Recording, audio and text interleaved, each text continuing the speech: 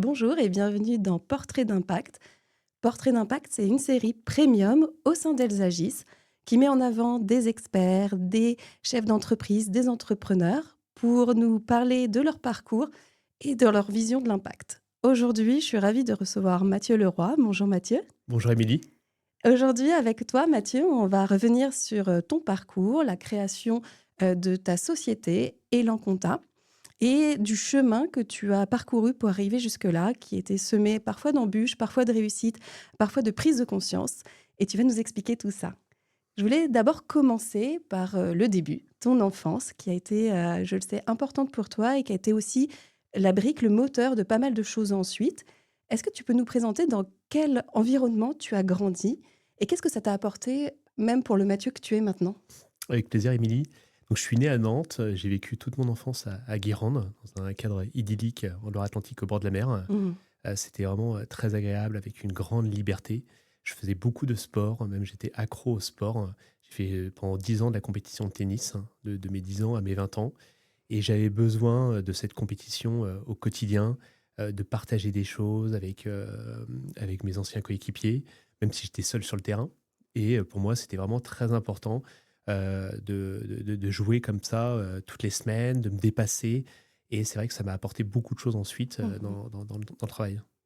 Et tu es né, dans une fratrie aussi qui est Oui, importante tout pour à fait, toi? exactement. J'ai 2 petits frères, je suis l'aîné de la fratrie. J'ai vécu dans 2 univers différents, une maman infirmière libérale, Mmh. donc beaucoup, avec une grande sensibilité, beaucoup de douceur, beaucoup à l'écoute des autres et un père qui a fait toute sa carrière, dans le domaine bancaire. OK. Donc là, complètement différent, très cartésien, qui une grande rigueur dans le travail. Donc je suis né dans ces 2 univers qui reflètent aujourd'hui ma personnalité.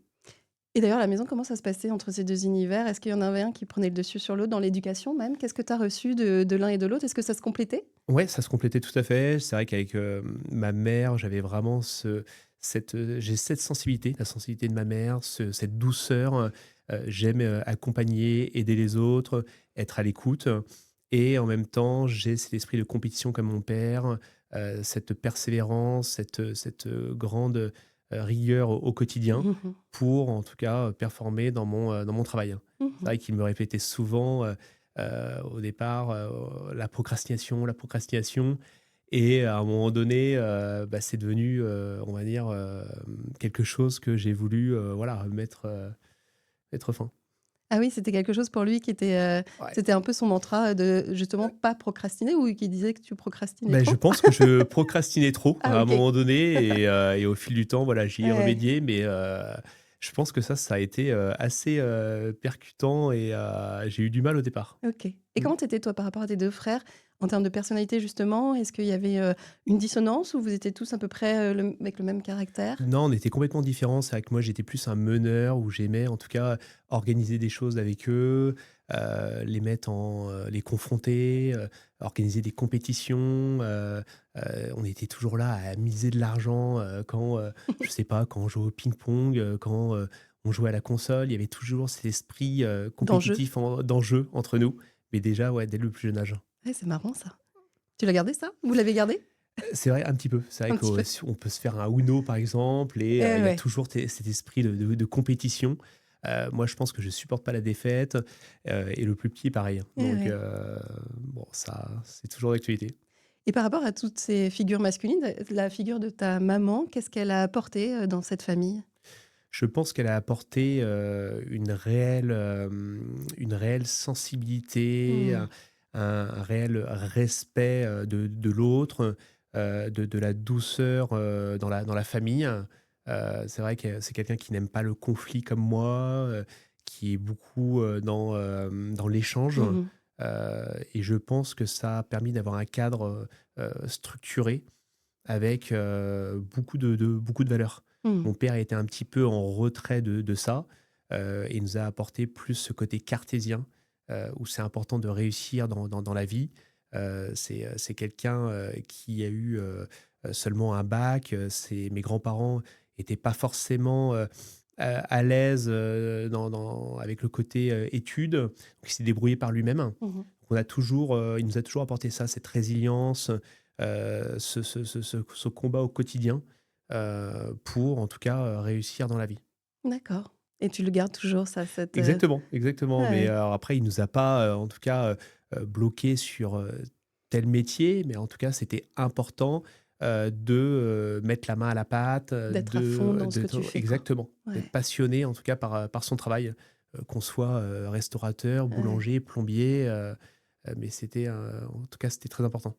Et le Mathieu de cette enfance, qu'est-ce qu'il, il avait envie d'être, plus tard? Est-ce que tu te projetais sur quelque chose, Beh, j'ai eu pas mal d'idées, j'ai eu pas mal d'idées très tôt. Au Ouais, départ, je voulais être sauveteur en montagne, OK. Toi, l'homme de la mer, enfin, ouais, tu disais que exactement, c'est marrant. Qu'est-ce que c'est ça vient ça. d'où? Ah, tu Je sais sais pas? pas d'où ça vient, je pense que j'ai toujours, aimé l'humain en général, aimé, aider les gens. Je suis passionné par les relations humaines depuis, tout Mmh. petit, donc ça a été ma première idée. Ensuite, je suis quelqu'un qui est passionné par la mode. Mmh. Je voulais être, chef de produit ou, styliste, vers mes 18 ans à peu près. Mmh. J'ai commencé à mettre un pied dans la mode, mais je sentais que c'était un petit peu compliqué. J'ai pas, osé en tout cas rentrer réellement dans cette voie. OK. Mais voilà, c'est toujours dans le coin de ma tête, hein. Ah, Pourquoi c'est pas marrant. un jour, Ouais, monter, une marque de vêtements, ouais, ouais. puisque je continue de partager cette idée-là avec des amis. Heu et puis ensuite, bah, je suis rentré, par hasard, dans la gestion de patrimoine, Ouais, courtage en on y assurance. reviendra, ouais. Voilà, on en reviendra tout à l'heure. Et du coup, dans cette enfance, tu l'as évoqué là au tout début, il y avait aussi le sport qui avait une Mmh, place, très importante. Le tennis, tu l'as, tout à fait. pratiqué aussi en compétition, à haut Exactement. niveau. Qu'est-ce que tu en gardes de cette période-là? Est-ce que ça a été aussi dur, un moment d'arrêter peut-être? Qu'est-ce que tu peux nous dire sur ça? Alors c'est marrant parce que mes parents se sont rencontrés sur un cours de tennis. Ah! Voilà, donc c'est mon père qui m'a vraiment, fait vivre cette passion, au départ, Ouais. et j'aimais, ce sport, d'être seul sur le terrain, d'être confronté à soi-même et d'être vraiment dans une compétition avec des, réelles valeurs, de l'adversaire. Donc j'ai joué pendant 10 ans en compétition, donc sur tout le Grand Ouest, et pour moi, c'était vraiment challengeant, au quotidien. J'avais 3 entraînements par semaine et ça m'a appris beaucoup de choses, la persévérance, la combativité, le respect de l'autre et de ne jamais, baisser les bras, et surtout, d'avoir un mental, sur le long terme. Ouais, ça t'est Ouais, resté ça? exactement. Ah ouais. Bon, est-ce que quand tu as fait tes études, en tout cas avant les études supérieures, comment c'était ces études? Est-ce que, c'était, fluide pour toi? C'était complexe? Est-ce que, tu étais aussi, Mathieu un peu rêveur Ouais. avec plein de projets en tête, même pendant tes études? Alors j'étais de loin un enfant brillant, Mmh. j'étais, plutôt un élève très moyen, très OK, moyen. J'avais pas forcément de facilité à l'école, j'avais OK. besoin de beaucoup travailler pour avoir des résultats.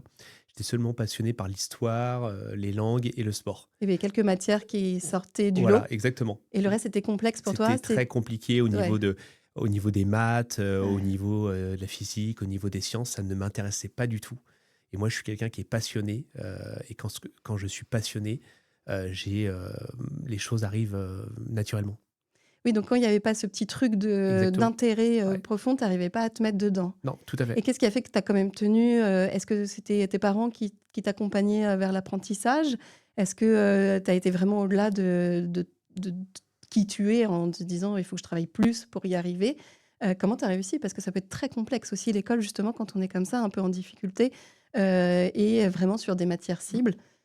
Ouais, j'ai jamais voulu baisser les bras. En tout cas, ils m'ont poussé, mais pas obligé à faire des études longues, hein. Donc j'ai OK. commencé après le bac à faire un BTS, hein. Un D'accord. BTS, je ne savais pas trop, je voulais un bac+5 en tout cas, pour avoir, vraiment un bagage solide pour entrer dans la vie active. Donc Tu j'ai avais que cet objectif. Pour toi, c'était ouais, important d'avoir aussi tout à fait, une tout représentation à par fait. le diplôme? On pourra en parler tout à l'heure, mais c'est vrai qu'il y avait une certaine pression à l'école, que ce soit entre les élèves ou dans le système éducatif, où on sentait que c'était important d'avoir un bac+5, pour réussir dans la vie. Donc toi, Voilà, tu l'as ressenti et je l'ai et ressenti, tu ouais. l'avais intégré, quoi? Exactement. Intégré Même moi, totalement. je me mettais, beaucoup la pression. Je voulais faire Audencia, en école de commerce qui était, dans le top 4. Il y Mmh. avait une réelle compétition entre les élèves quand on évoquait, les écoles supérieures. Je m'en souviens quand je passais des concours. Mmh. Les concours étaient très durs. C'était des concours avec, beaucoup de logique, des tests de raisonnement, des Mmh. tests d'anglais et on sentait que, bah, avec ces études-là, on pouvait accéder en tout cas, À quelque chose voilà, d'autre. au meilleur niveau. Ouais. Donc tu commences par un BTS, Exactement. qui était quoi comme BTS? C'était un BTS Management. OK, C'était un BTS Management. J'ai même fait avant un BTS Commerce International pendant une année. OK, J'avais eu une année un petit peu compliquée, donc j'ai bifurqué vers le BTS Management, voilà, un OK, BTS classique. OK, Et ensuite, j'ai embrayé vers une licence économie-gestion. Voilà, donc j'y OK. suis allé crescendo, bac+2, bac+3. Et ensuite, je suis monté à Paris à 23 ans pour faire un master 2 stratégie développement commercial à l'INSEC Paris. OK. Voilà, qui était dans le top 10, une bonne école, en alternance, voilà, pour en tout cas commencer un apprentissage en entreprise. Donc c'était important, là, d'accomplir ce bac+5, Ouais, tu y ouais, as ouais. été par étapes? Exactement, je sentais que je me mettais une certaine pression, parce qu'il me fallait absolument ce bac+5. Ouais, ouais. Donc j'étais très moyen, comme je l'ai dit tout à l'heure, où j'avais 10, 11 de moyenne. J'ai jamais redoublé, mais Tu en tout passé, ça cas, passe j'étais, en voilà, c'était téléphage. exactement, Ouais. c'était compliqué, mais voilà. Est-ce que tu as senti quand même une différence après dans les études supérieures par rapport au cursus scolaire, classique jusqu'au bac, où tu étais plus à l'aise, où il y avait peut-être moins de plus dans ton élément aussi? Après tu as Mm. quand même choisi une filière qui était quand même loin de l'histoire ou le sport que t'affectait, particulièrement. Pourquoi tu as choisi ça et comment tu t'es sentie justement après ce passage du bac qui est quand même un passage symbolique aussi, hein? Bah, c'est vrai que j'ai toujours eu cet esprit commercial. Je OK. voulais un peu des études généralistes où il y avait ce côté commercial, du marketing, pour avoir vraiment une palette complète Mmh mh. afin d'avoir vraiment toutes les armes à la sortie de l'école. Mmh.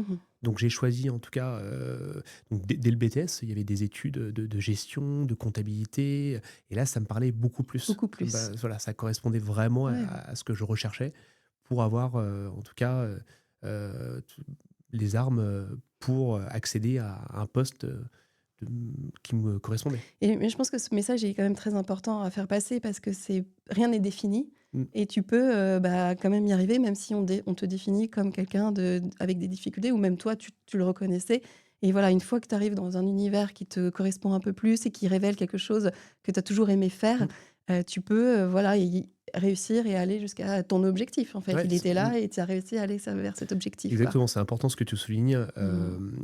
Avec la pression que j'avais à l'école, on sentait que lorsqu'on avait des difficultés, on n'était pas mis en avant par la suite. Et ce que je vois aujourd'hui, c'est que les gens qui n'étaient pas forcément bons à l'école sont ceux qui ont le mieux réussi. Parce que c'était des gens qui étaient passionnés. Mmh. Et moi, j'étais quelqu'un de passionné, pas forcément à l'aise avec les cours au quotidien, mais par contre, je savais où je voulais aller. Je savais que je voulais réussir, je savais que j'avais un potentiel important, et j'étais prêt, en tout cas, j'étais déterminé Mmh. pour accéder à des postes, en tout cas, ou des filières qui me correspondaient.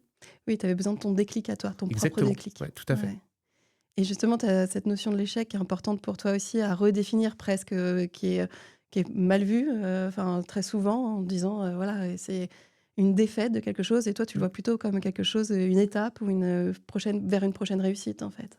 Ouais, c'est vrai que l'échec au départ, ça a été compliqué parce que on m'a, entre guillemets, mis des bâtons dans les roues à l'école.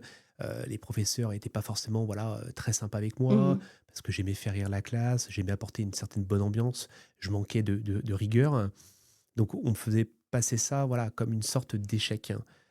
Et donc en persévérant, en montrant le meilleur de moi-même, cet échec, je l'ai transformé en force. Et aujourd'hui, c'est ce que je veux inculquer auprès des jeunes, que l'échec, c'est pas, en tout cas, c'est pas quelque chose de négatif. Mmh. Parce C'est que pas une finalité, ouais. exactement, Mmh. parce que c'est avec l'échec qu'on réussit par la suite. C'est avec les échecs que derrière, on construit des projets novateurs, qu'on travaille son mental, qu'on est beaucoup plus déterminé, pour, réussir. Il y a aucun chef d'entreprise qui a réussi, qui n'a pas eu des tas d'échecs avant. Mmh. Diplôme en poche, du coup. Exactement. Est-ce que alors tu étais en alternance, donc est-ce que tu as continué dans l'entreprise, où tu étais en alternance ou tu as trouvé quelque chose d'autre? Est-ce que c'était une évidence, là, d'aller dans tel ou tel domaine ou encore une fois, est-ce qu'il y avait une réflexion et c'était quelque chose, encore un chemin à construire? Alors, il n'y a jamais eu d'évidence dès le départ. J'ai trouvé ma voie qu'à 30 ans, donc Ouais, j'ai ouais. mis beaucoup d'années avant vraiment de me connaître. Donc au niveau de mes alternances, j'ai réussi à aller dans plusieurs secteurs d'activité. Donc il y a eu le textile au sein de la société Café Coton. OK. Il y a eu le marketing chez Légal Général, qui est une société de gestion de patrimoine anglaise. Il y a eu également le commerce de gros. Donc il y a eu beaucoup de choses. Je pense que j'avais besoin de découvrir différents Alors environnements. là, tu étais dans différents univers. Est-ce que tu faisais toujours les mêmes postes ou J'ai été dans plein de choses dans le aussi? marketing, distribution, commercial, voilà. D'accord. C'était vraiment j'ai rencontré les différents, services, les différents environnements et je pense que j'avais besoin d'apprendre à me connaître, vraiment de savoir vers quoi j'étais destiné et c'est à ce moment-là où je me posais quand même pas mal de questions, pour connaître mes forces, mais également Mmh. mes faiblesses et surtout d'analyser là où j'étais vraiment le meilleur de moi-même. Et c'est ça, tu étais en recherche, en Ex quête? Tout à fait, exactement. Il y a eu beaucoup d'années, il y a eu, de très longues années où j'étais vraiment en réflexion avec moi-même, Mmh. où je savais que j'avais un gros potentiel, comme je l'ai dit tout à l'heure, mais j'arrivais pas à l'exploiter. J'avais pas encore trouvé Mmh. ma réelle voie, ce qui, vraiment était important pour moi. Et dans toutes les expériences là que tu viens de nous citer, est-ce qu'il y en a une qui a quand même été plus marquante et plus impactante? Alors oui, alors surtout à la sortie de l'école, je suis rentré dans une société de gestion, de patrimoine, rue de Courcelles à Paris, qui s'appelle Optimum Vie, qui est une société de gestion financière canadienne, où là, ils ont cerné que j'avais un gros potentiel. J'avais, 26 ans et j'étais manager d'une équipe de 6 personnes. Donc j'avais Mmh. jamais managé dans la vie, je ne savais pas ce que c'était, mais ils sentaient que j'avais quelque chose en plus pour animer, en tout cas, et motiver les gens. Et là, je pense que j'ai beaucoup appris parce que là, tous les jours, on avait 4 5 heures de prospection au téléphone, hein, donc ce qui est énorme. Je venais de découvrir ça et donc là, j'ai vraiment pris ça comme un jeu très rapidement, heu et surtout de ne pas me focaliser sur les échecs. Parce que c'est vrai que le phoning, la prospection, c'est très, très compliqué. Ouais, c'est Ça sûr. concerne aujourd'hui tous les domaines d'activité pour Ouais. appréhender de nouveaux clients, faire grossir en tout cas son activité et tout de suite, j'ai eu des résultats. Donc je savais que vraiment, là, j'avais un potentiel sérieux Mmh. pour, réussir et donc j'ai accompagné cette équipe de 6 personnes et j'ai eu vraiment des résultats importants. Donc là, j'y suis resté pendant 1 an et demi OK. avant vraiment de bifurquer. Mais ça a été vraiment ma vraie expérience, ma première expérience professionnelle après l'alternance. Ah, c'est la première fois que j'entends que dans la même phrase, jeu et prospection, Oui, ouais. qu'on associe les 2. Mais toi, tu l'as pris comme ça, tu l'as pas pris comme quelque chose, de lourd ou de contraignant et plutôt un challenge comme tu nous racontais avec tes frères Ouais, presque, où c'était, qui sera le meilleur et là, tu étais challengé et tout donc à ça te fait. plaisait. Exactement. On Ouais, c'est était, marrant. challengés également par des cadeaux. Je m'en souviens, il y avait un iPad Ah à ouais. gagner pour celui qui prenait le plus de rendez-vous et j'étais animé par ces Ah, c'est marrant. challenges et il était hors de question que je ne perde pas et je m'en souviens, j'avais, gagné cet iPad, Ouais. au bout de 3 mois, d'ancienneté et c'est en tout cas, c'était mon moteur au quotidien de performer, d'être meilleur que les autres, Mmh. et puis d'accompagner l'équipe. Et ce que tu dis dans cette expérience, est-ce qu'il y a pas aussi, cette notion de, eux, ils ont cru en toi, peut-être même avant toi? Tu vois ce que je veux dire? Tu disais que, ils avaient repéré que tu avais du Mmh. potentiel et cetera. Est-ce que c'est peut-être ce qui te Mmh. manquait et c'est pour ça que cette expérience, elle te reste aussi? Ouais, je pense que je manquais de confiance avant parce que, j'étais pas forcément, accepté, par des professeurs, par des gens en général, Mmh. on n'y voyait pas forcément mon potentiel, Mmh. et tout de suite là, quand je suis entré dans cette société, comme tu le soulignais, on a cru en moi. On a cru en moi parce que j'aimais ce que je faisais. J'aimais en tout cas être dans une compétition, tous les jours. J'aimais, être dans le développement commercial et j'ai des résultats Mmh. très rapides avec, moi-même et avec l'équipe et forcément, bah, derrière, on est poussé pour Ouais. réaliser de meilleures choses. Ouais. Tu te sens pousser des ailes aussi en Ouais, disant: «Bah, je peux aller plus loin». Non, mais c'est vrai, ouais, mmh, je peux faire encore mieux, je peux aller encore plus, ouais. Et alors, toutes ces expériences, est-ce qu'elles t'ont pas, elles ont fini par, aussi t'user un petit peu quelque part? C'est-à-dire que, est-ce que tu étais aussi toujours en quête de vraiment trouver ta place? Parce que là, tu nous parles de plein de places, Mmh. de plein de tester plein de choses, mais est-ce qu'il y a un moment, ça aboutit pas à un certain épuisement? Ouais, parce que c'est vrai que ça a été des années, éprouvantes parce Mmh. que j'étais, animé par le développement commercial, mais le secteur activité ne me convenait pas. OK. Je pense que c'était pour ressembler inconsciemment à mon père qui avait fait sa carrière dans le domaine bancaire et c'était pour faire en tout cas bien, le jeune homme en costard-cravate, avec sa petite mallette. Je pense que je me donnais une image, mais ça ne reflétait pas réellement qui j'étais Et et ton épanouissement, quoi. mon épanouissement Ouais, personnel et ce que je voulais vraiment. ouais. Donc il y a eu, plusieurs années, gestion de patrimoine, courtage en assurance, puis, d'autres secteurs. Et à un moment donné, en 2019, là, ça a été, une année très importante. Je me suis posé la question, concrètement: «Qu'est-ce que tu veux faire dans la vie? Qu'est-ce qui te correspond? Qu'est-ce que tu as au fond de toi, au fond de ton ventre?» Et c'est à ce moment-là que j'ai décidé d'employer les grands moyens pour basculer vers un autre, univers. D'accord. Et est-ce qu'il y a eu un déclenchement pour te poser cette question? Est-ce qu'il y a un moment, tu t'es dit, «Ça va pas» ou est-ce qu'il y a une réflexion qui t'a été faite ou c'est de l'usure? Qu'est-ce qui a fait qu'à un Mmh. moment tu te poses la question? Parce que parfois on reste dans un poste qui nous convient pas et il y a un espèce de déclic ou quelque chose d'un peu plus long qui se met en Mmh. place pour qu'à un moment, justement, avant de changer, on se pose la question de se dire, «Bon là, il faut vraiment que je me pose pour poser la question, quoi». Alors j'avais, effectué plusieurs expériences professionnelles, beaucoup plus que la moyenne, heu c'est après une mauvaise expérience professionnelle au sein d'un groupe, international dans le secteur des retail où ça s'est, très moyennement, passé durant Mmh. ma période d'essai, où j'avais vraiment besoin d'être accompagné le 1er mois et j'ai ressenti un management toxique, une ambiance de travail très compliquée. Je l'ai vraiment mal pris lorsqu'on a mis fin à ma période d'essai. J'ai ressenti beaucoup de colère parce que pendant ce 1er mois, je pense que, j'avais, obtenu des résultats, je donnais le meilleur de moi-même et ça a été vraiment un élément déclencheur. Alors c'était pas mon seul échec sur le plan professionnel, durant cette période. Là, je pense que ça a été la goutte d'eau. La goutte Mmh. d'eau où, à un moment donné, je me suis dit: «Voilà, tu as un gros potentiel, tu n'arrives pas à exploiter, tu n'es pas dans le bon secteur d'activité, tu n'es pas dans le bon environnement, de professionnel. Donc tu as besoin de faire un break. Tu as OK. besoin de faire un break pour réfléchir vers quoi tu es réellement destiné, Mmh.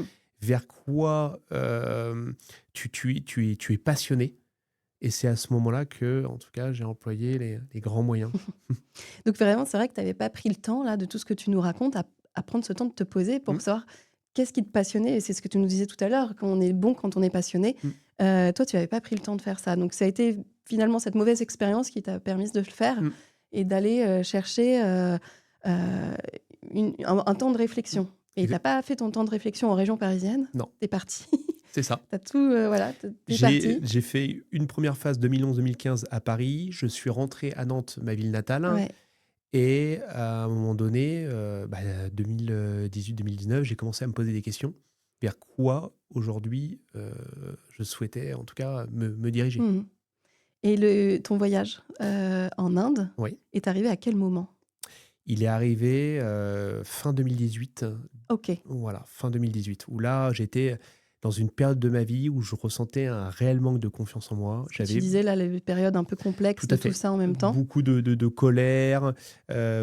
colère car j'arrivais pas à exploiter réellement mon potentiel OK. et je sentais qu'il manquait quelque chose de précieux dans mon travail.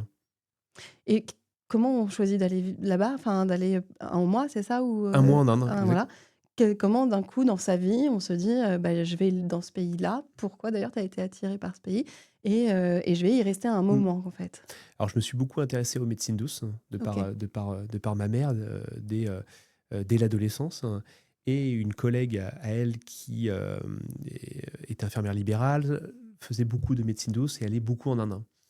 Et en me ressentant, lors d'un soin thérapeutique, elle m'avait parlé de l'Inde, comme quoi c'était important, lorsqu'on se pose de réelles questions, de se faire un break, de s'octroyer, un break, hein, notamment en Inde. Moi, je ne savais pas du tout, vers quoi, quel était l'objectif de De ce ce voyage? voyage Ouais. et j'ai senti quelque chose d'important au fond de moi où il fallait passer le cap, hein. Où il fallait passer le cap. J'étais jamais parti tout seul. J'étais, Ah bah, complètement, c'est pas rien, hein, partir seul. tétanisé, Ouais, ouais. de partir pendant un mois dans un ashram, Ouais. quelles allaient être les activités, je ressentais en tout cas ce besoin de faire une pause avec moi-même, de souffler, de m'autoriser, en Ouais. tout cas, ce voyage pour découvrir de nouvelles choses et de partir vers un nouvel élan. Est-ce que tu peux nous expliquer ce que c'est un ashram? Alors un ashram, c'est un lieu de pèlerinage, un lieu de pèlerinage où on pratique la méditation, le yoga. En général, il y a interdiction de sortir de l'ashram à part un jour dans la semaine. On se lève régulièrement vers 5 heures du matin, c'est méditation en pleine montagne, 4 heures de yoga par jour, des temps de lecture, on participe à la vie de l'ashram, on est avec un petit groupe, donc là j'étais avec une quinzaine de personnes de différents horizons, des gens qui voulaient perdre du poids, des gens qui avaient fait un burn-out, il y avait des businessmen qui voulaient faire un break. Donc c'était vraiment très enrichissant. Je pense que ça a été la plus belle expérience de ma vie de se confronter différentes problématiques entre nous et surtout j'ai beaucoup écrit sur place, hein, beaucoup écrit tout ce que je ressentais, toutes ces colères que j'avais au fond de moi, et surtout vers quoi je voulais aller, vers quoi je voulais aller. Et c'est en tout cas, par ces écoutes avec toutes ces personnes où je me suis dit, bah, en fait, c'est pas si grave que ça. C'est pas si grave que ça que je sois dans cet état-là. Je pense qu'il y avait une certaine pression à l'époque. Alors, la pression de l'école, la pression par l'environnement Mmh. du travail, où j'avais besoin absolument de performer au quotidien. Et c'est en arrivant là-bas que je me suis dit, mais non, mais en fait, c'est pas ça la vie. La vie, c'est pas forcément de réussir dans son travail, c'est pas forcément de gagner sa vie. Et à un moment donné, bah, en se posant sur place, hein, bah, en fait, j'ai appris à me connaître, en fait. J'ai appris à me connaître, mais je me suis posé la question, mais qui es-tu réellement, Mathieu? Qui es-tu? Tu es quelqu'un qui aime les gens, tu aimes aider, tu aimes être à l'écoute, tu aimes faire rire les gens. Et donc, c'est à ce moment-là voilà, il s'est passé vraiment beaucoup de choses au fond de moi. Ouais, mais c'est très puissant, hein, ce que tu dis parce que c'est une vraie, un vrai moment de vie qui t'a, permis, de voilà, de faire cette pause qui, là, construit encore la manière dont tu Mmh. vois les choses, de te tourner vers le yoga et vraiment un moment de pèlerinage, hein, enfin de couper du monde Mmh. presque et cetera. Tu y vas pas de main morte, enfin, tu vois? Non, du tout, Tu fais surtout pas le faire truc, voilà, 5 heures ouais, c'est ça, c'était 4 heures de yoga par jour, ouais, ouais. méditation à 5h30. J'avais seulement un petit lit en bois, avec un petit robinet, mais je pense que j'avais besoin de ça, de revenir vraiment, revenir à l'origine À complètement, l'essentiel, ouais. de partir à l'essentiel, de partir de 0. Mmh. Et je pense que ça a été vraiment un déclic, Mmh. un déclic en tout cas pour rebondir, par la suite. Tu gardes encore des choses de ce voyage en toi, J'en là, dans le garde quotidien ou c'est parti parce que le quotidien, est intense, tu Ouais, vois? je Mmh. pense que c'est réellement ancré en moi. Ouais, c'est ça. Que ce soit, dans mon métier au quotidien, quand j'ai des baisses de mental, de morale, pour performer, et surtout de me rappeler ces moments précieux qui ont façonné ma personnalité, Mmh. de me reconnecter aussi à là-bas, aux énergies positives. Parce que je suis arrivé là-bas avec des énergies négatives et je suis revenu, comme un autre homme. Ouais, ouais. J'étais vraiment changé. Et quand tu es revenu, tu as quand même repris un travail avant d'avoir ce process de création d'entreprise? Ça s'est fait très rapidement, 2 mois après, par hasard. J'ai eu un entretien. J'avais déjà, découvert le secteur du recrutement de manière généraliste avec une petite expérience auparavant. Dans toutes les expériences que tu dis? Voilà, exactement. Et là, il y a eu un bon feeling lors d'un OK. entretien, quelqu'un qui était dans ma tranche d'âge, un cabinet de recrutement national où il souhaitait ouvrir une entité, dédiée aux métiers comptables et financiers sur tout le Grand Ouest. OK. Le challenge m'a vraiment plu, la personne a senti que j'avais vraiment un potentiel important sur la partie commerciale, à travers mes anciennes expériences et à travers ma personnalité. Et puis, ça c'est parti comme ça. Donc 2 Mmh. mois après ce voyage en Inde, je suis, rentré dans cette société, voilà, pour, développer, une entité, en partant de rien, d'une feuille blanche, aucun client, mais en tout cas le projet me plaisait. OK. Et comment ça s'est passé après, au-delà du projet sur le papier? Bah, ça a été ma plus longue expérience OK. professionnelle, ça a été vraiment très challengeant. Mmh. Je pense que j'étais dans un cadre, professionnel très dynamique, qui me Mmh. convenait avec, une direction qui était, à Montpellier, Mmh. moi j'étais à Nantes, donc j'avais beaucoup de liberté. Et je pense que j'ai Besoin de besoin de ça. beaucoup de liberté, de la confiance. Et très rapidement, j'ai eu des résultats. J'ai des résultats en développant une clientèle de grands groupes, de PME, de cabinets comptables. Donc c'était très très large. Et surtout en le faisant Mmh. à ma manière, en apportant de la confiance, en apportant de la bienveillance auprès des candidats, du respect et surtout un vrai suivi de qualité. OK. Et pour autant, t'es pas resté. Enfin, en tout cas, tu Non, as un autre chemin qui est venu à toi ouais. ou qu'est-ce qui a fait que, bah, il y a eu un temps de pareil, de réflexion ou, ça a été une opportunité ou justement parce que tu étais en train de te trouver toi, tu as continué Mmh. dans cette découverte, en Ouais, fait? exactement. Je Ouais. pensais que j'étais encore en train de me prouver des choses. Donc ça a été Mmh. un an et demi, en tout cas, ça a été un an et demi de développement commercial, une très, très belle expérience où j'ai fait, en tout Mmh. cas, mes armes. Et à un moment donné, bah, j'ai toujours eu une âme d'entrepreneur. Dès le plus jeune âge, je m'en souviens, j'allais cueillir le muguet, j'allais le vendre avec mes frères, je motivais tout le monde. J'avais mes frères, des amis, et puis j'étais le meneur, en tout cas, pour faire du business. Donc j'ai toujours voulu être entrepreneur. J'avais pas l'idée avant. Ouais. Et à ce moment-là, je me suis dit, tu n'as pas de clause de non-concurrence.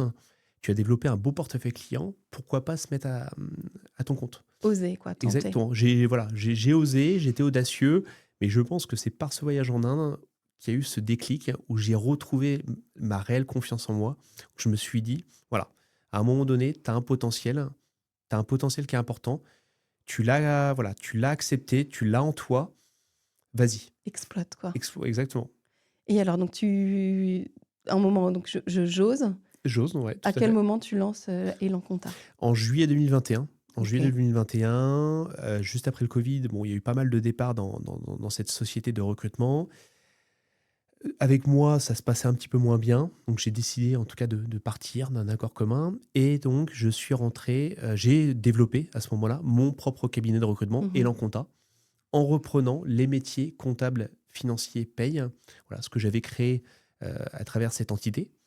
Et donc, je suis parti comme ça tout seul dans cette aventure. Et bizarrement, bah, ça s'est enclenché très rapidement. J'ai eu des premiers résultats très vite. Très vite, les clients m'ont fait confiance, sachant que le cabinet Lanconta n'était pas du tout connu par rapport Ouais, bien sûr. des grosses structures. Mais les gens m'ont fait confiance par ma manière de faire, ma manière Mmh. d'être. Et j'ai commencé voilà, à développer en tout cas un portefeuille de clients Mmh. important, d'abord sur tout le Grand Ouest et après de manière nationale. Mmh. La confiance des clients, elle est aussi venue, je pense parce que tu avais trouvé ta confiance en toi aussi. Oui, exactement, C'est ouais, ce ouais. chemin que tu viens de nous présenter qui a fait que, tu étais peut-être plus à l'aise, plus, Mmh, authentique aussi et c'est ce que tu, partages aussi mmh, avec ce cabinet de mmh. recrutement, quoi. J'étais enclin avec moi-même, Ouais. je savais où je voulais aller. Ils Les clients commençaient à voir que j'étais vraiment un réel expert dans ce Mmh. métier, que j'allais vite, parce que je suis quelqu'un, voilà, qui aime en tout cas, la compétition comme je l'ai précisé, avoir des résultats, heu, imminents. Donc Et tu as de donc l'implication tout de suite, voilà, ouais. de l'implication, du rythme et surtout apporter de la qualité. Moi, ce qui est important pour moi, c'est vraiment, faire de la qualité dans le recrutement, apporter vraiment j'avais envie d'apporter un nouveau souffle dans ce secteur, avec, des vraies valeurs. Ouais, parce que moi ce secteur je le connais aussi, Mmh. de par des anciennes expériences et c'est vrai qu'il est pas toujours très beau Non, tout à en fait. termes de valeurs. Exactement, exactement. C'est vrai que les candidats sont un petit peu trimballés à Mmh. droite à gauche. Mmh. Donc c'est important ce que tu nous Voilà, dis c'est un que peu comme toi, le ouais, site des rencontres où voilà, ça match et à un moment donné, on n'a plus de ouais. réponse le lendemain. Bah, c'est un petit peu comme ça avec le marché du travail. Et ça, c'est des choses que je n'accepte pas. Moi, il y a des choses que je n'aime pas, c'est le manque de respect, l'injustice. Donc, pour moi, voilà, c'est comme si je me mettais à leur place, en tout cas. Je suis Mmh. passé par là et pour moi, c'est important qu'il y ait un vrai suivi de leur process de recrutement, Mmh. un vrai suivi tout au long de leur période d'essai, d'intégration. Mmh. Et ça a été très bien vu, bah, de la part des candidats, de la part des clients qui me disaient que c'était vraiment, très, très rare sur le marché en tout cas, De prendre le temps. de prendre le temps, tout à Ouais. fait.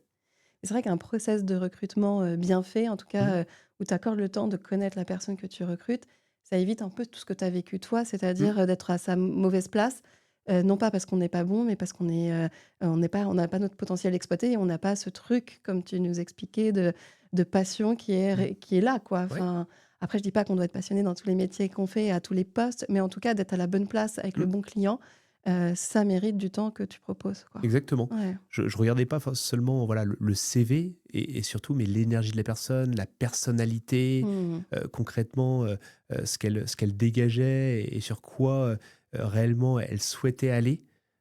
Et ça a été beaucoup apprécié parce Mmh. qu'aujourd'hui, les entreprises, ils recherchent un profil qui peuvent correspondre réellement à leurs valeurs, Bien qui va sûr. s'acclimater rapidement, au service. Donc il faut ressentir les choses et je Mmh. pense que de par ma sensibilité et le fait de ressentir facilement les choses, bah, ça s'est vite en tout cas, ça a vite été perçu, de la part des candidats où j'ai créé des liens, Mmh. très importants. Certains candidats sont devenus des amis, Ah, c'est une vraie heu singularité là que tu ouais, nous expliques. voilà, Ouais. des clients sont devenus des candidats sont devenus des clients. Donc c'est important pour moi de créer un lien en tout cas de proximité, un lien Ouais. durable. Oui, et puis cette notion de changement et d'évolution, elle t'est singulière Oui. et du coup, c'est aussi, presque une logique pour toi que les choses peuvent changer, Mmh. évoluer et c'est ce que tu apportes aussi, Mmh. dans ta gestion d'entreprise, dans ton management, dans ta relation client.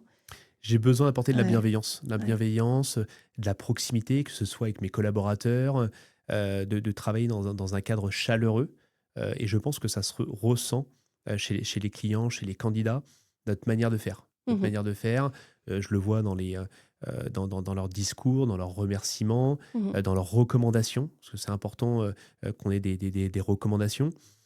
Mais en tout cas, voilà, ça fait partie en tout cas de ma personnalité, de la personnalité des collaborateurs avec qui je travaille, puisque je pense qu'on se ressemble. On est passionné par l'humain, on est passionné par l'engagement, Mmh. au quotidien pour créer de la valeur dans les entreprises et surtout de trouver des profils qui ont une réelle personnalité. Et d'ailleurs, les profils sont pas uniquement dans la compta, Non, du tout. contrairement au nom. Oui, ouais, Voilà. bien sûr, on en reviendra tout à l'heure, Non, parce que là, oui, tu peux nous dire, dans quel domaine tu proposes tes services? Enfin, en tout cas, dans quel domaine tu peux accompagner des clients? alors C'est le intéressant. cabinet Elan Compta est spécialisé donc sur les métiers comptables, OK. les métiers financiers, les métiers de la paie et les métiers du juridique. Donc c'est vraiment des métiers qui se complètent puisqu'un comptable peut Mmh. faire de la paie, compta finance, voilà, ça va avec et au niveau de la paie, on peut faire également du juridique. Voilà. C'est toujours la pluralité là, Tout toi? à fait, exactement. J'avais besoin vraiment des métiers Ouais. qui se complètent réellement et aujourd'hui, c'est des métiers, où il y a des besoins importants, que ce soit, comme je le disais, dans des PME, dans des grands groupes, dans des cabinets comptables, des cabinets notariaux, des cabinets d'avocats Mmh. et c'est, vraiment challengeant au quotidien de travailler avec ses clients dans différents univers, dans différents secteurs d'activité. On travaille avec des groupes dans le secteur du luxe, dans Bien le sûr, secteur du retail, dans l'industrie médicale. C'est très, très large bien sûr, ouais. et on essaie d'apporter en tout cas, une réelle valeur ajoutée, par rapport à notre expertise. Et où est-ce que tu as envie d'amener, Elan Contact? Quels sont les projets, peut-être les perspectives, les actus, peut-être à nous partager autour de ta Il y a société? eu pas mal de choses. Alors déjà chez Elan Compta, donc on fêtera nos 5 ans en juillet 2021, donc Mmh. le temps passe très vite. Il y a eu plus de 40 personnes qui sont passées chez Elan Compta, donc c'est vrai que ça me paraît assez dingue parce que je suis Mmh. arrivé au départ, tout seul Bien et au sûr. fil du temps, des consultants en recrutement freelance de Mmh. manière indépendante, m'ont rejoint, des alternants, des stagiaires, donc on a créé des équipes sur toute la France, parce qu'au départ, mon activité se portait plus sur la partie Grand Ouest. Et puis ensuite, on s'est développé sur tout le territoire national, hein. Mmh. Tout le terri Aujourd'hui, j'ai pas de limite. Je pense que je souhaite aller vraiment le plus loin possible. Jamais j'aurais pensé travailler avec des grands groupes dans le secteur du luxe, dans le retail, comme je disais, qui sont, aujourd'hui qui ont, bah, une image, Mmh. importante, aux yeux des candidats ou sur le marché du travail, hein. Qui ont une Donc aujo valeur avec Exactement. leur enseigne, ouais, bien sûr. Donc pourquoi pas, voilà, développer d'autres entités dans Mmh. d'autres fonctions, Mmh. j'y réfléchis. Continuer en tout cas à avoir une réelle proximité avec les clients, Mmh. continuer à développer, notre clientèle. Mmh. Donc c'est ça un petit peu l'objectif et pourquoi pas travailler également, dans d'autres pays, comme la Suisse, la Belgique, où nous avons déjà des clients OK. français, mais qui sont implantés là-bas, également Ouais. en Espagne, donc pourquoi pas, mais bon, c'est dans les petits tuyaux. Bon, j'avais une dernière question, mais en fait, j'ai envie d'en rajouter une deuxième. Donc, 2 dernières questions. J'aimerais que tu, nous dises alors c'est une question que parfois qu'on entend, mais qu'est-ce que tu aurais envie de dire justement au Mathieu qu'on a entendu en début d'épisode, le Mathieu de l'enfance, qui était justement perdu, qui savait pas trop, qui était pas forcément, bon à l'école et cetera et quand tu vois celui que tu es devenu? Bah, je me dis que le chemin a été long, le chemin a été long, on va pas dire que je suis surpris parce que depuis tout petit, j'étais déterminé, je voulais réussir, mais il y a eu beaucoup, beaucoup de remises en question. Aujourd'hui, je me regarde avec une certaine fierté. Je pense que je suis fier du chemin Mmh. accompli. C'est vrai que aujourd'hui, jamais, j'aurais pensé, développer un portefeuille avec, mon équipe de 250-300 clients, sur toute la France. Hem Et aujourd'hui, en tout cas, bah, je suis fier d'avoir eu des échecs parce qu'avant, je regardais l'échec comme, quelque chose de décevant, Mmh. de mal. Il y a pendant longtemps, je me suis, flagellé, on va dire. Mmh. Je pense que j'ai déçu certaines personnes, mais aujourd'hui, je pense que ça, c'est classé. C'est classé, je suis beaucoup plus apaisé. Je sais qui je suis, je sais vers quoi je souhaite aller et j'ai une réelle détermination pour réussir. Donc aujourd'hui, si j'ai un message à faire passer, en tout cas, aux jeunes ou à des gens qui se posent, des questions, qui ont eu des échecs, l'échec, aujourd'hui, je pense que c'est obligatoire pour aller vers un mieux-être, Mmh. pour aller vers quelque chose qui est plus enclin avec nous-mêmes, avec nos valeurs. La vie, on n'est pas un long fleuve, tranquille, loin de là. Mmh. Et c'est en passant, en tout cas, par des étapes, voilà, des étapes compliquées, par secteurs différents secteurs d'activité, différentes fonctions, qu'on arrive réellement à très bien se comprendre et surtout à être en phase avec soi-même, Mmh. avec ses valeurs et surtout, avec sa personnalité. Ouais, tout à fait, et ça regroupe un peu la dernière question que je voulais te poser, c'était, quel impact tu as envie d'avoir, que ce soit, dans ta vie du quotidien ou avec la société que tu as créée? Bah, j'ai un double impact. J'ai un impact, en tout cas vis-à-vis sociétal, vis-à-vis du marché du travail où j'aime en tout cas rassurer, les gens. J'aime en tout cas aider les gens à ce niveau-là, à trouver leur voie professionnelle, à les aider, à leur redonner, de la confiance. Donc je fais beaucoup de coaching, notamment durant les entretiens, parce que je sens que les gens, hem, ont du mal parfois à se vendre, à Mmh. manquer de confiance en eux et j'apprécie en tout cas ce côté-là de chez moi qui, aime rassurer, qui aime aider les gens, parce que je suis passé par là. Donc c'est également, heu, être un exemple, être un exemple vis-à-vis de ces jeunes qui rentrent sur le marché du travail, parce que c'est pas évident. Moi, quand je suis rentré dans le marché du tra au début de ma carrière dans le marché du travail, c'est comme si j'étais tombé dans une fosse aux lions. Mmh. J'ai été tétanisé. J'étais vraiment et on le voit aujourd'hui, on en parle beaucoup dans les journaux, beaucoup de jeunes ont du mal à rentrer dans le marché du travail parce qu'il y a un réel fossé entre l'éducation à l'école et le marché du travail, les exigences Mmh. qu'il faut avoir, les objectifs au quotidien. Mmh. Donc c'est important, voilà, pour moi de D'avoir cet remettre impact-là, voilà, hein. les choses à plat, d'avoir cet impact, hein. Et puis ensuite, c'est également voilà, apporter un nouveau souffle au recrutement.